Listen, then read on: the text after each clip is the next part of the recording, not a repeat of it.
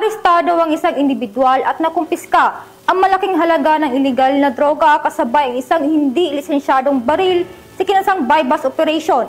Patrolwoman Rina Celestine Sendrihas sa balita. Arestado ang isang drug suspect sa isinagawang buy-bust operation ng mga kapulisan ng Osamis City Police Station sa Barangay Bacolod, Osamis City, Misamis Occidental. Kinilala ni Police Lieutenant Colonel Harvey Avellanosa, officer in charge ng Osamis City Police Station, ang drug suspect na si alias Alan, lalaki, 43 anyos at residente ng nasabing lugar.